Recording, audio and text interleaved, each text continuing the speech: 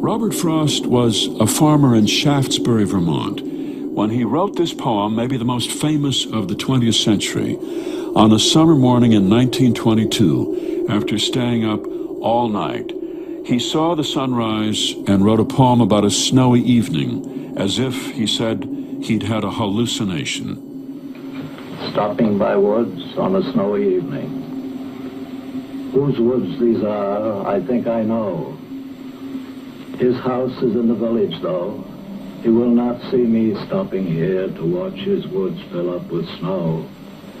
My little horse must think it queer to stop without a farmhouse near, between the woods and frozen lake, the darkest evening of the year. He gives his harness bells a shake to ask if there is some mistake.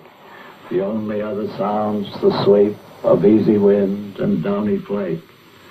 The woods are lovely, dark and deep, but I have promises to keep, and miles to go before I sleep, and miles to go before I sleep. What is a poem? How does a poem end up on paper? Where did the words come from? If they came from the ideas and emotions of the poet, where did those ideas and emotions come from? How do these ideas and emotions turn into words that attempt to communicate and express something? What is this poem trying to convey? Let's enter Frost's mind and see.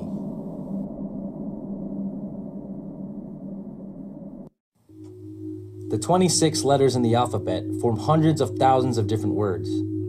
Out of all of these possible combinations, the poet has very carefully chosen 108 words in order to not only create a mood and a tone, but to also make meaning and convey a message to the reader. As you proceed through the mind of Robert Frost and experience his creative process, take note of some of the sights and sounds he may have been thinking about as he constructed the poem.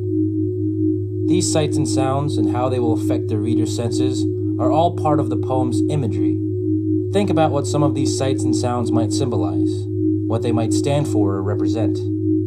Think of what emotions these sights and sounds conjure in your own mind and body. How do these sights and sounds make you feel? What do they make you think of? What do they make you imagine? These are all aspects that create the atmosphere, that is, the mood and tone of the poem.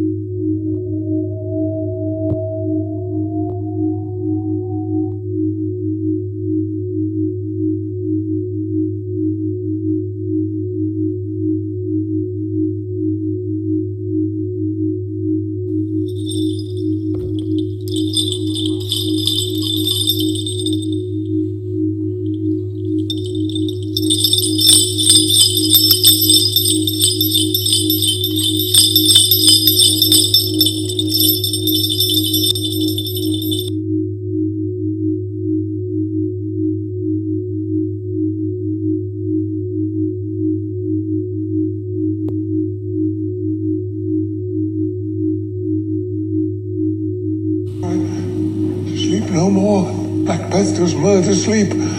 Oh, the innocent sleep. Sleep that knits up the raveled sleeve of care, the death of each day's life, sore labor's bath, balm of hurt minds, great nature's second cause. It cries, sleep no more to all the house.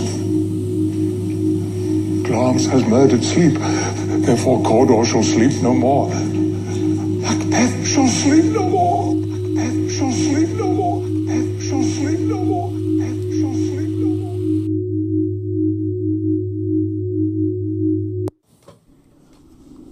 Every poem has a speaker. The speaker is completely separate from the poet and is like a character that the poet has created in order for the poet's ideas to be communicated and expressed. Think of the speaker as a bridge between the poet and the reader. You are now the speaker inhabiting the world of the poem.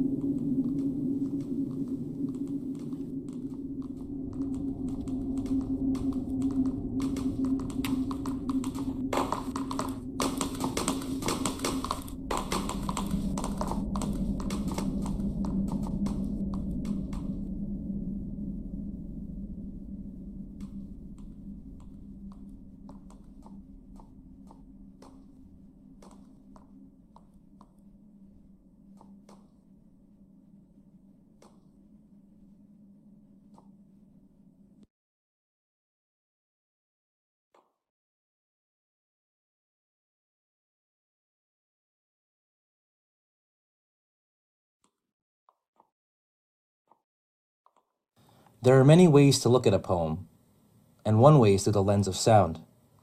This poem is extremely quiet. Not one word is uttered by anyone. In fact, there are no human beings around at all. The speaker is all alone and only accompanied by a horse.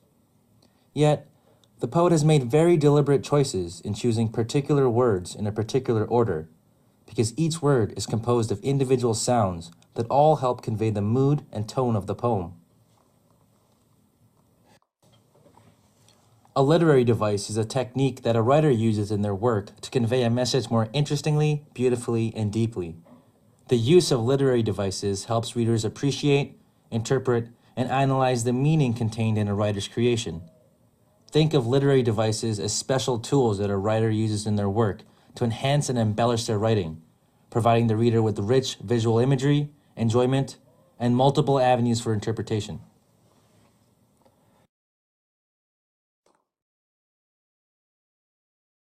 Assonance is a literary device that involves the repetition of internal vowel sounds in nearby words. These words all start with different consonant sounds. For example, notice all the E sounds in "Therefore all seasons shall be sweet to thee."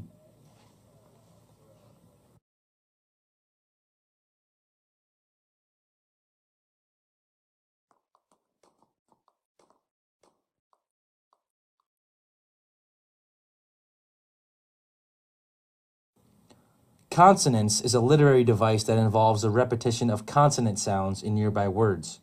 For example, notice all the W sounds in "Love gave the wound, which, while I breathe, will bleed."